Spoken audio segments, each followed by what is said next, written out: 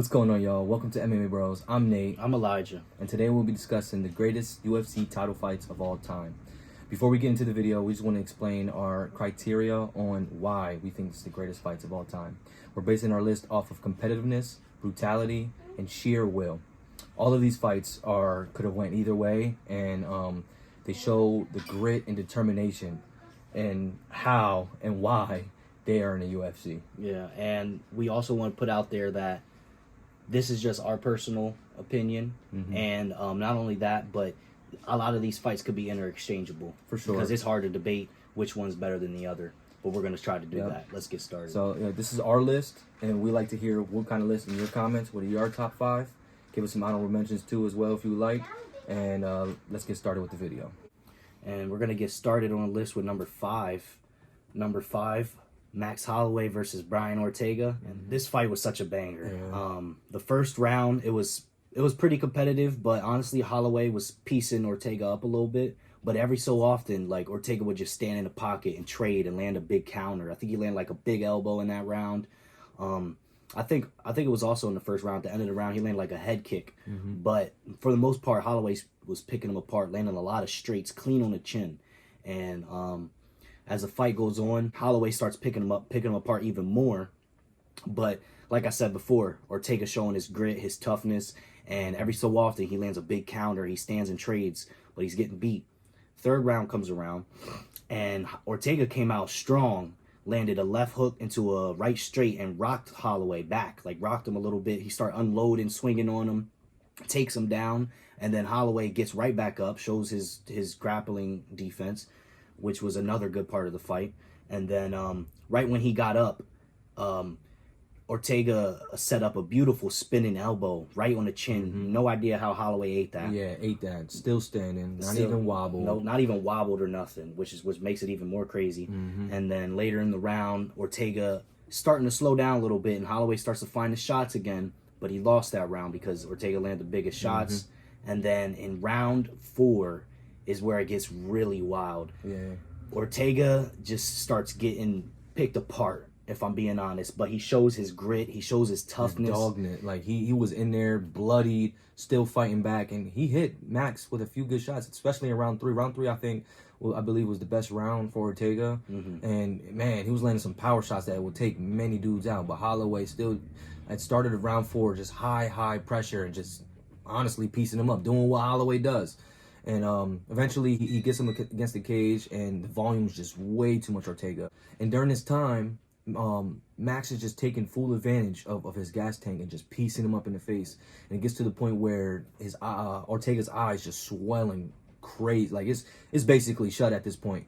By the end of the round, unfortunately, Ortega took way too much damage, and the refs had to call it off. Yep, because the eye was too swollen. Yep. And what makes this fight such a banger is really the grit and and the willingness to trade in the pocket. Exactly. From Ortega. Because Ortega's not traditionally a stand-up fighter. Like, he could stand up with you, but at the same time, he's known for his jiu-jitsu. He's known for submissions. So he was going for takedowns, but he was not shying away from getting in that square and just throwing down with Holloway. But you know how Holloway is. If you want to get into one of those fights, Holloway's going to touch you up a whole lot. And Ortega being able to take so much damage is also what made the fight so entertaining, because it was just insane to see a dude get punched in the face so many times. Yeah, like at one point, there was a round where Ortega landed like 40 head strikes or something crazy like that. It was insane. It was just an insane pace too that Holloway put on him, and pressure and just pace, and he just overwhelmed him in that 4th round. It was a crazy fight. It was a crazy fight for sure. And it was definitely Ortega's stand-up surprised a lot of us in that fight, and a lot of people gained more respect, I believe, from after that fight. But on to the next one. We're gonna, in our number 4 spot, we got Gray Maynard versus Frankie Edgar 2. Man, and that first round was a wild ride, because honestly, Gray Maynard was tossing him up. He was just piecing him. It literally was like I believe it was 3 knockdowns on paper, but there was a 4th one towards the end of the round that could arguably be a knockdown, and Frankie was just getting pieced up, man. Like, I don't know how he survived. It could have been stopped multiple times, in my opinion, but the ref let it go. Thank God he did, because Frankie Edgar later on in the rounds, and literally the next round after, in the 2nd round, Edgar finds his distance, finds his what strikes are working for him, and he really, like, for the rest of the fight, just avoids the very hard punches from Gray Maynard. During the last minute, Edgar lands a strong slam on Maynard right on his back, and then Maynard gets up. He gets up immediately, but it was good enough from after the slam and the strikings within the round. It was just mostly a completely different fight. That second round was a complete rally. Somehow Frankie Edgar, when you get hurt, you look gassed. He looked gassed out in that first round. Second round, it was a new fight. And I feel like I really want to put the emphasis on how badly he was getting beaten in that first round. Go ahead, yeah. Because it was like, if there would ever be a 10-7, if there could be, that would be a 10-7 round. Like, sure. And I don't even know why the ref didn't stop the fight, but I guess it was good on him because Edgar rallied back in that second, and that's what made that rally back even more impressive because of how badly he was getting beaten in that first round. And then in the third round was not anything too stand out. It was a really close round. You could give it to Maynard. Nothing too exciting. Not too exciting because it was still really good. But that was one of the more down rounds of this fight. But then the fourth round starts. Edgar lands a great takedown right in the beginning and looks to have a guillotine. It looks like it's in there. He lets go. He eventually lets go. Knows he doesn't have it, and he throws a good combo out of transition. Then he eventually takes him down again and able to get some really good ground and pound on Maynard. And then from this point on, he basically just jabs him up. He keeps taking him down. And at this point, Maynard is noticeably slower, much, much slower. So at this point, it just looks like Frankie's just going to take this at this point. But Maynard stays in there swinging and doing everything he possibly can to try to get this. And that's what I'm saying. It's that grit. It's that will. It's that determination. That's what we look for in these fights. Like, Frankie literally should have been done. He should have been finished. But the fact that he took all that damage, he took over 40 significant strikes in that first round, and from all the way through these rounds to round 3, to round 4, to round 5, it just looked like that didn't even happen in the first round. It looks like like you said, like it never even happened. Exactly. And then in the fifth round, I believe this is the one that Frankie also took. Gray Maynard took this the third, and Frankie took 2, 4, and 5. And because of the first round, it was being a 10-8, it was a draw. And honestly, the last round wasn't as action packed as the first for sure. But Frankie's still putting on a clinic, showing that he's one of the best of all time in my opinion.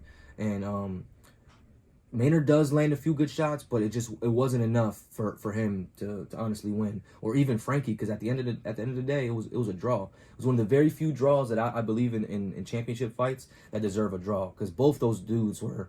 It was 2 different fights at 2 different points of time, even though it was only one fight. If you get what I'm saying. Yeah, and it was such a competitive fight too. Yeah. So that's what also I think puts it high on the list of greatest fights of all time. For sure. Because it was so competitive, and because of Edgar's ability to rally back after being beaten so badly in that first round. It was just insane. No one's ever been beaten that badly, at least that I know of or if I've ever seen. You could say like Czech Congo, that was pretty bad, but he didn't even get beat as long as Frankie Edgar was getting beat. Like Frankie Edgar was getting beat pretty much for the entire whole round. Yes, you're right. And Czech Congo was getting beat for about maybe like a minute or 30 seconds.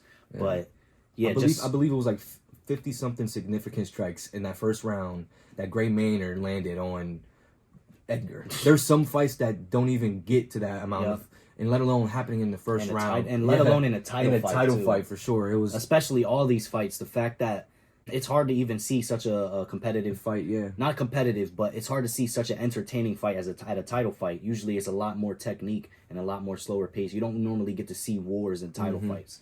So yeah, that was an amazing fight. Yeah, definitely dog mentality, I'll tell you that.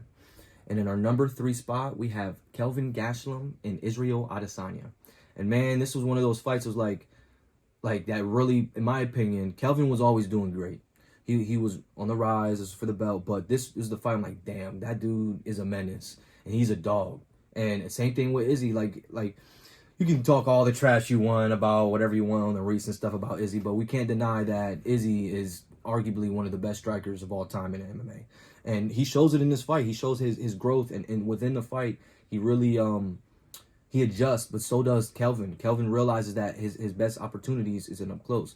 And in round 1, it starts with Gastelum put in the pressure and landed some good leg kicks on Izzy. The first 2 minutes and a half was about just about a feeling out process until Gastelum lands a clean hook and almost drops Izzy. It put him against the cage. He caught himself.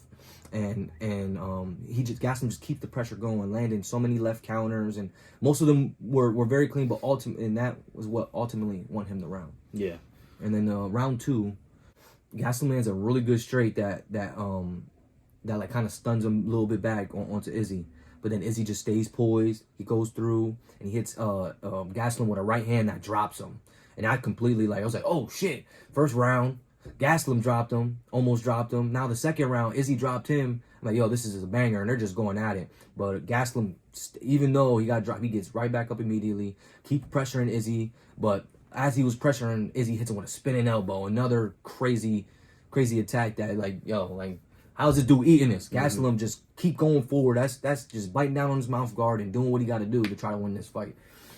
Round 3 was a less exciting round. It was mostly just Gastelum was willing to stay on the outside, and because of that, Izzy was just sniping him on the outside and just picking him apart kind of on the outside. Not nothing too crazy. It was a little bit of a slower round. But then in the 4th round, I think Gastelum coaches noticed when you pressure Izzy and push him up against the fence, that's when you find your success. So he started pressuring him, pushing Izzy up against the fence, and he started finding a lot more success. Izzy was still picking his shots, landing his shots here and there, and looking for counters and looking for those sniping straights. And he was landing them every so often. But because of the pressure and pace from Gastelum, it looked like Gastelum was starting to take over that 4th round. And then a little towards the end of the round, it's still a competitive round, and towards the end of the round, Gastelum lands a head kick that surprises Izzy and has him wobbled, like super wobbled legs. Yeah. Like it reminds me of when he got wobbled by Alex Pereira and he got finished against the cage. The more recent fight, Yeah, he was like wobbling against the cage, but he rallied back, he recovered, and he ended up surviving. Gastelum tried to finish him, but he couldn't. And round 5 comes around, and this time Gastelum tries pressuring Izzy, tries to do the same thing, but Izzy stays poised, and he kind of gets in like a mode, like kind of like it's like a flow state. Like a flow state, yeah. And he starts, like, you can tell he starts seeing everything, and he's landing his shots, his straights, and he's just sniping them. And eventually he lands this nice combination, and he hurts Gastelum, and then lands a nice combination and drops him. He starts trying to go for the finish, and he doesn't get it. Gastelum's just showing his toughness and his recovery and his heart. And towards the end of the round, Gastelum tries to take Izzy down, but fails. I think there's also... I think it was in I don't think it was in this round. I think I missed it. In the 4th round, there was a grappling exchange that was really entertaining. Izzy was going for a triangle choke, almost got it. Yeah. Gastelum got out of it. Izzy got back up to his feet, and that was a really fun grappling exchange in the 4th round. Sure. And just overall, it was a good performance by both fighters by showing their heart and their grit. We've never seen Izzy get tested like that up until that point. He didn't face adversity at all until he got to that point. And Gastelum, nobody was, in my opinion, I think during the time when I was watching it, at least everybody around me, everybody thought Izzy was going to go in there and smash this dude. But Gastelum proved everybody wrong, man. Like, and it was great. It was great to see that from him. And if anyone was going for Gastelum, they was thinking he was going to win with the wrestling, not on the feet. Not on the feet, exactly. But he was finding a lot of success on the feet and made it a dog fight. And that's what made that fight so entertaining. His chin and making it a dog fight. He definitely forced Izzy to definitely dig deep. Like in any of his fights, Izzy really had to pull this one out. He had to win that last round, because if he didn't, Gastelum was winning that fight. Yeah, and he came through, and he won that last round. Yeah. And yeah, that was just an amazing war. Definitely one of the best title fights of all time. For sure. And number 2, some of the most exciting fighters to ever fight in UFC, and they're still currently fighting.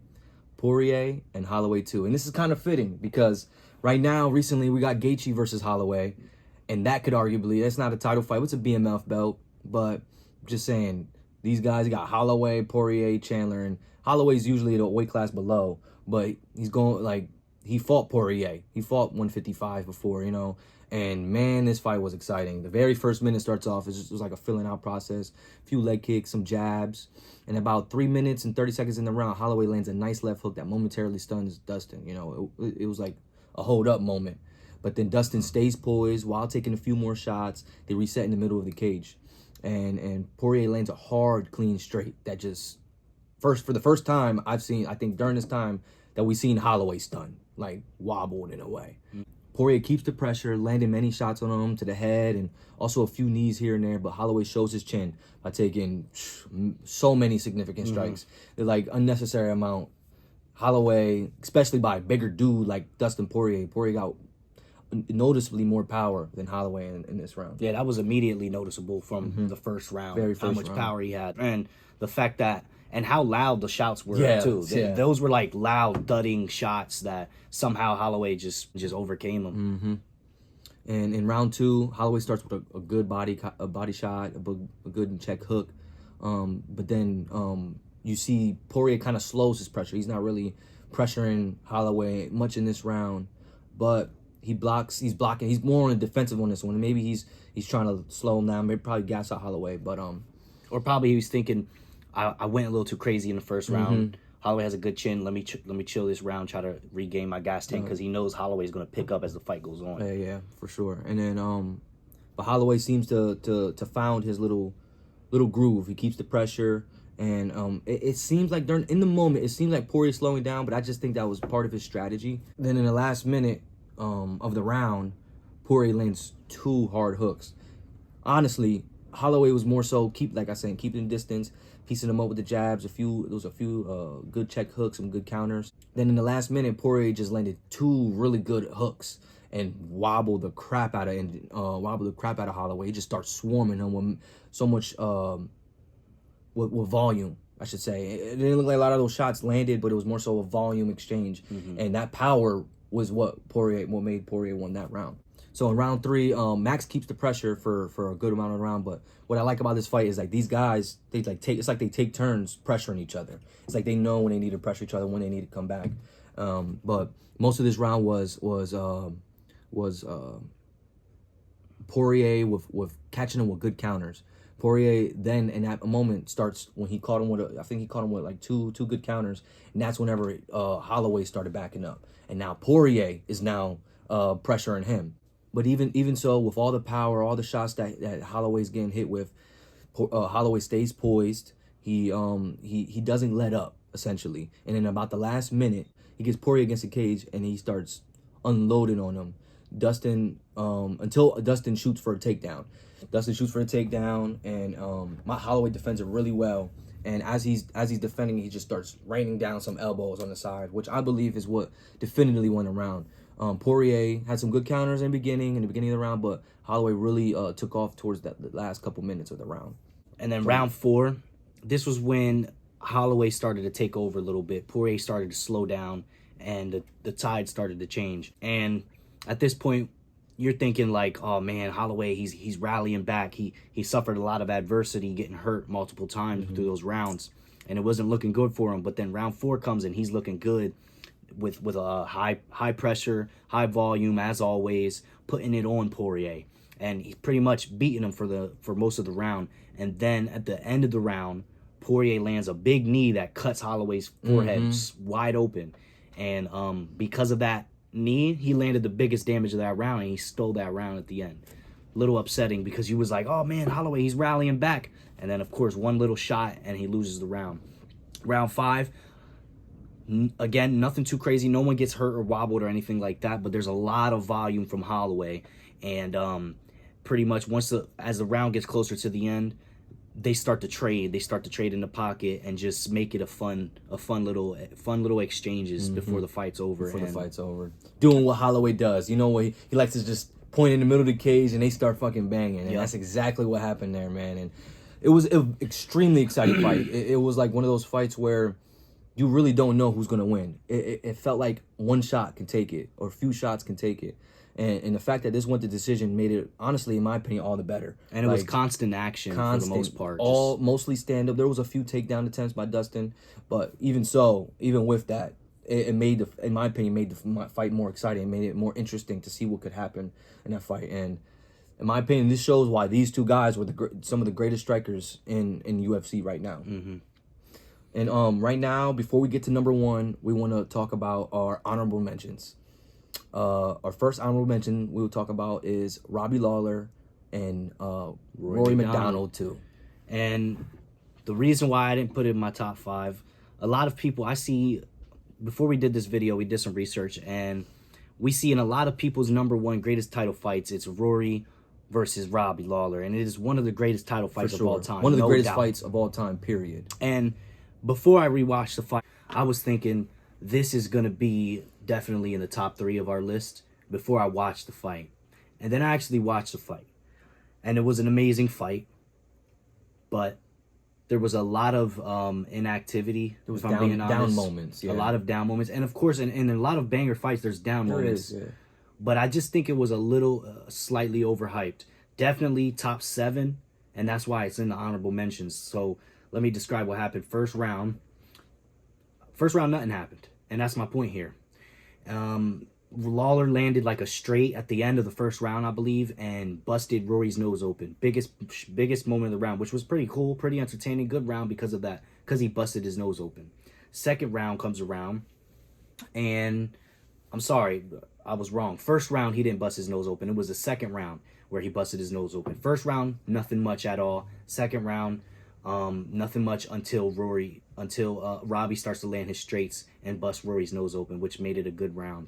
And then third round comes around, boring round, nothing much going on. But then 30 seconds left, Rory lands a huge head kick on Robbie Lawler and rocks him bad.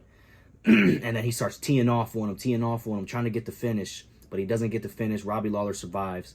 And then fourth round starts off strong for Rory, and he realized he was landing that head kick, so he threw the head kick again, and it kind of like stumbled Robbie a little bit, but he wasn't hurt that bad. But he started teeing off on him, landing really kind of teeing off on him crazy, throwing flying knees. I think Robbie actually was stunned pretty bad because he didn't look visually hurt, but he wasn't throwing back. He was just standing there in shell up mode. Yeah. And so Rory just unloading, just piecing up Robbie Lawler. Even with the inactivity, and I don't want to say inactivity because they were still working, jabs, and it was working their way in the early rounds for sure. But it didn't really pick up the intensity until later in the rounds, and that's what we're talking about: the grit, the determination, the will, and that's definitely top 10, top 7, whatever you want to put it. It got to be in the top 10 because by the fourth round, these guys were bloodied. They were on each other. Literally at the end of the fourth round is probably one of the most iconic moments. I believe it was the end of the fourth, right? Mm-hmm. One of the most iconic moments.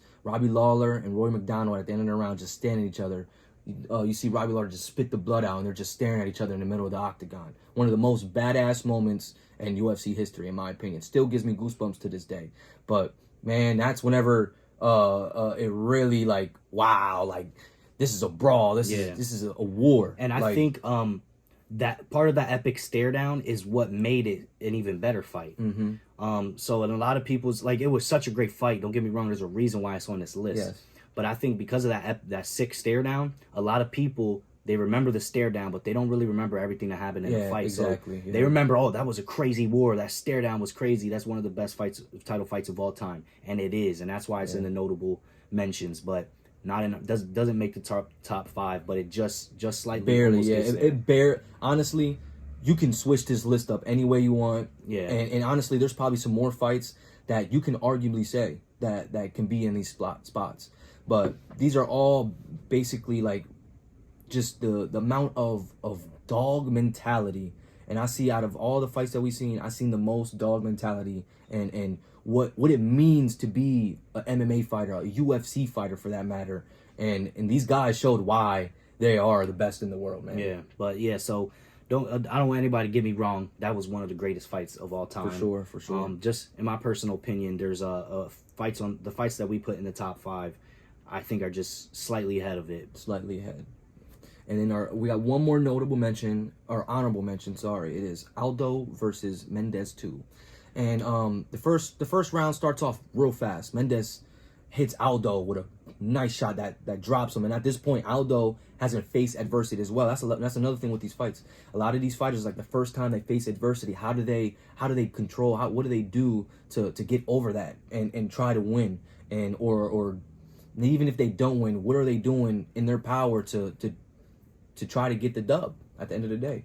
And Aldo gets back up right after getting drops. And then eventually, I believe Mendez eye pokes Aldo. I think that's what gave him a little break to recover, to take a second to assess the situation, and towards like the second half of the round, Aldo then drops Mendez, and that was literally right after the eye poke. Right after the eye poke, it's like he recovered, he woke up and was like, yeah, let me get this shit, and dropped him immediately right after, for sure.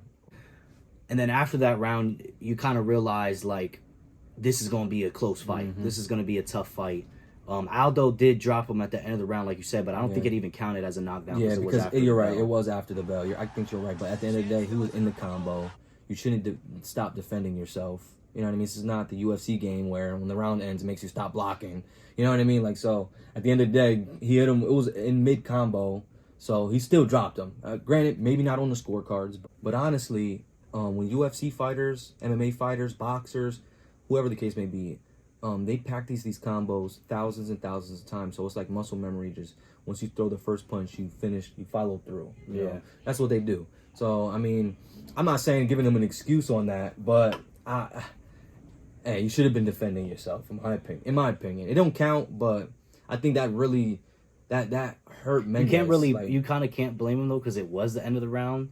So in his mind, he was probably thinking, I'm good, it's the end of the round. He probably wasn't thinking a shot was going to come his way. Yeah. But like you said, yeah, you should always keep yourself defended at all times. So at the same time, you're kind of right. So yeah, but doesn't excuse a lace shot at the same time. I get your point too. But and then pretty much throughout the rest of the fight, it was just a back and forth, just competitive brawl. Like they were just in the pocket trading constantly. And I think it was in the fourth round or the third round. I think it might have been the third round where Chad Mendez rocked Jose Aldo and like stumbled him back pretty badly. And Mendez started trying to finish unloading combinations.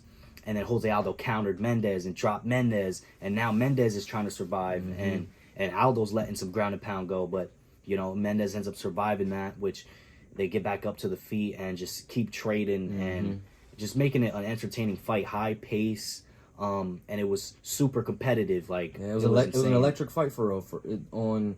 Throughout the whole fight, was mostly a stand up. I think there was a few takedowns Chad Mendez shot on Aldo, but Aldo got right back up, and it was all about the striking, all about the combos and the leg kicks from Aldo. Even Chad Mendez was throwing his own leg kicks, but majority of them were checked by Aldo, to be honest. But it was a very just high pace, high pressure fight, and it stayed with action. It was always action throughout the whole fight, and that's why we believe that this is one of those fights where you could put it in the top 5. And honestly, any of these fights, you can put them anywhere on this list, and it will be okay. And overall, the fight was just extremely exciting. The stand up display from even Chad Mendez was phenomenal, and no matter what, it was always kept you on the edge of your seat. You didn't know if there was going to be a finish. You don't know if it was going to go to decision, and it was definitely a war. Also. And it was so competitive too, and that's what made it of course also so entertaining. Yeah, and all of these fights, both of our opinions, we believe that there's even a few more fights that we left off this list that could be on this list, and we truly believe there's only one fight that sets itself apart from all the others. It was all the true determination, the will, the iron will, the dog in them, the whatever words you want to use. It was in this fight. Everything from grappling to unorthodox striking, just regular boxing to kicks to submissions, and even some okay wrestling throughout the fight. It was one of the most all-around fights. And that fight is number 1, Yuri Prochazka versus Glover Teixeira.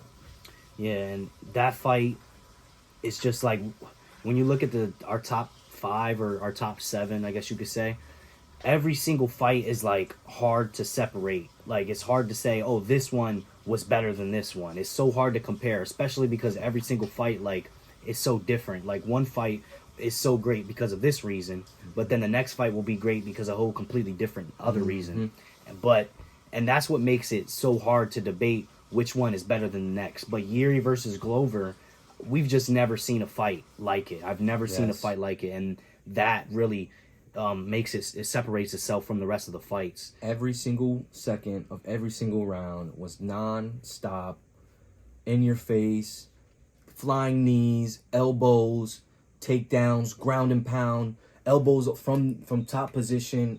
Everything you reversals. And one moment, I think it was the first round, Glover gets a takedown. You're thinking, oh man, he's establishing a dominant position. He's landing some ground and pound. It's looking scary for Yuri. And then next thing you know, Yuri just bucks him off and jumps up back to his feet. And now Yuri, it's looking scary for Glover. That I think Glover won that first round with the grappling, but it was the ground and pound in his grappling that made you on the edge of your seat thinking, oh, he's about to finish Yuri at any minute now. And then... But in that same round, I'm sorry, let me cut you off. In the same round that happened, the whole time Yuri was honestly tagging Glover up. Glover couldn't reach him. He couldn't do anything, honestly. But Glover was able to close the distance and, like you said, got the takedown. And the ground and pound was pretty vicious. Like, it wasn't like just some regular pitter-patter shots. Like, Glover was trying to end this dude. He was trying to cut him open with elbows. And then I think it was in the second round where Yuri really started landing big shots. And another thing, up until this point, before this fight, we was thinking Glover's way to win is the grappling. He's going to out-grapple Yuri. There's no way Yuri can out-grapple Glover. Well, that was completely wrong because Yuri showed his amazing grappling, and that's what also made it so entertaining. The reversals, the transitions, the defense from Yuri. Man, there was multiple times it's like, wow, Glover got the bag. He's about to choke this dude. And somehow, in some way, this dude rolls out of it. There was a specific one, I believe it was round 3. He had him in a Glover had him in a Darce choke. I believe it was round 3. Yeah, he had him in a Darce choke, and somehow he had his arm literally stuck.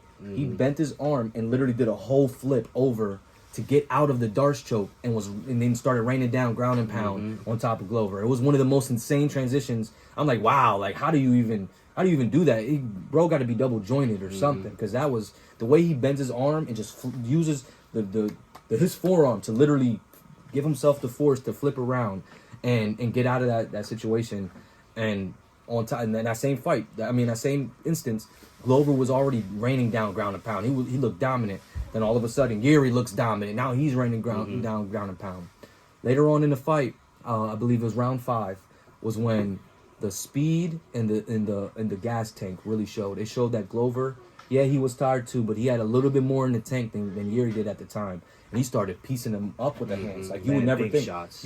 We've seen Yuri take some shots from Dominic Reyes and other guys, but Glover was landing way more clean than these guys. And in the UFC, we haven't seen Yuri get wobbled like that. Like, he's gotten stunned, wobbled a little bit, but whenever I think, like you said, it was the 5th round, and Glover was landing big shots on Yuri, had him stumbling all over the place. And I think it was actually the beginning of the 5th round, and Glover could have just unloaded, kept unloading, and I would guarantee he would have got that finish right then and there. But instead, he went for a guillotine. Yeah, he made the mistake. He went for that guillotine, and Yuri got out of the guillotine and ended up being on top of Glover. On top, yep. And he started landing some ground and pound, but eventually it ended up getting back to the feet. And when it got back to the feet, Glover once again, I believe he goes for a takedown, but this time Yuri defends it and stuffs it. And when he gets on him, it gets to the point where he's on his back. He's on Glover's back now. He started raining down some punches until it opened up, and he quickest, like, you don't see Glover getting choked out often, if he does, ever. You know what I mean? And especially like that. And he just, after throwing a couple good strikes, slid it up underneath. Didn't even need the hooks. Just choked him out, mainly due to exhaustion and I think it was really in. That choke it was definitely in for sure. Choke was in there. But a lot of it, I think, even with that, like you said, the hooks not being in. Yeah. I think because Glover probably wasn't expecting Yuri to go for a submission, so he had his neck wide open after getting hit with a couple shots. And honestly, no one would have expected, like, this whole fight was like one of those fights. Yeah, this is one of those fights where Glover versus Yuri Prochazka, you would never in a million years thought before you watched the fight that it was going to be as impactful or as insane as it is. And we literally couldn't guess how it was going to end. I thought it was just going to go down and Glover was about to finish in the 5th round. And then once Yuri got on top of him, I was like, oh, damn.